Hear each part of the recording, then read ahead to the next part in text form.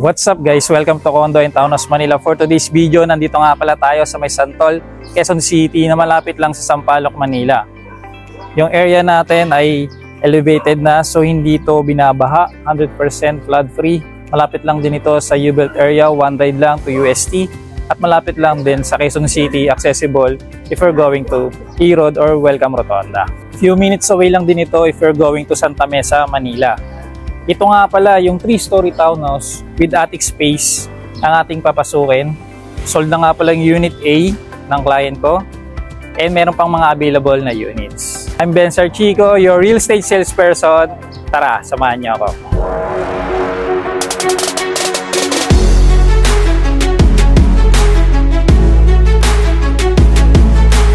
Ito nga pala ang inyong 2-car garage na kasyang-kasya yung dalawang SUV. Kahit isang van or SUV, kasya naman po. And automated na rin yung ating gate. With battery backup na rin po siya. Meron po tayong mga Bluetooth speaker dito sa ating ceiling. Meron din po yan sa mga bedroom. So kanya-kanyang sound trip kayo pag gusto nyo po. And tara, pasok tayo sa ating main door. Ito nga pala ang inyong entry foyer o ang inyong receiving area. Meron tayong maid's room dito at laundry area.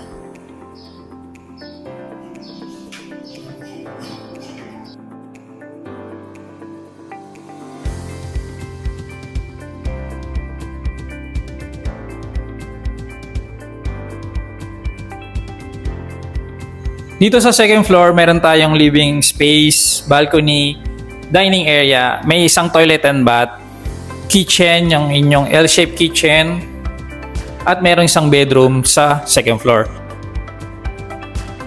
Itong bedroom dito sa second floor, if meron kayong mga kasamang senior, maganda to, pwede gamitin nilang itong kwarto. Kasi paglabas nila, nandyan na yung kusina, sala, at yung living area.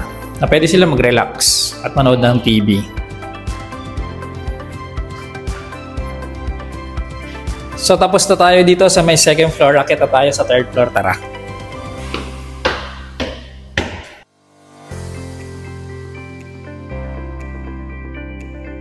Ito nga pala ang inyong third floor. Meron tayong attic space dyan. Pero bago yan, dito muna tayo sa bedroom number 2. Almost same lang naman po siya ng bedroom doon sa baba. Sa may second floor. Almost same yung suwat. Meron ding itong built-in closet, bintana, at may provision for window type aircon. Sliding door din tayo.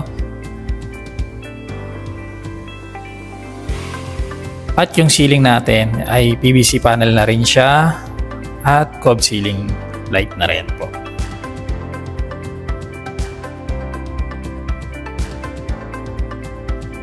May extra space pa tayo dito, so pwede nyo pong lagyan ng tables and chair or study area or lagyan nyo pa ng mga gamit. Dito naman tayo ngayon sa master bedroom. Tara. Bago tayo pumunta sa master bedroom, meron tayong common toilet and bath dito sa third floor para sa bedroom number 2 at yung gagamit sa attic space. Meron silang CR dito.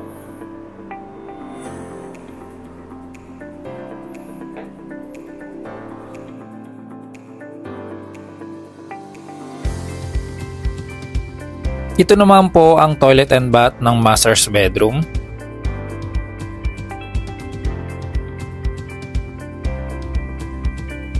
Ito nga pala ang inyong master's bedroom.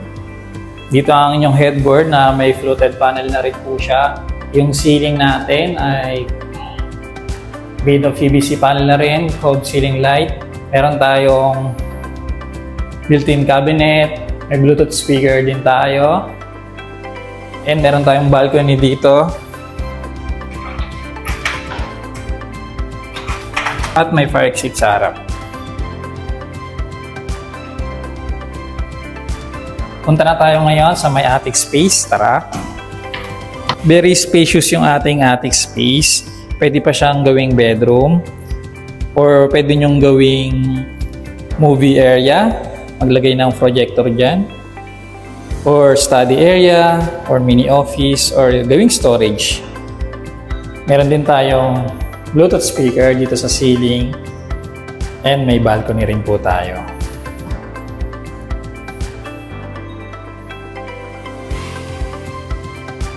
So kung interested ka sa property na to, meron pang mga available na units. Message nyo lamang po ako for schedule ng viewing at sa iba pang mga details. I'm Ben Sarchico, your real estate salesperson. Thank you for watching. Follow for more.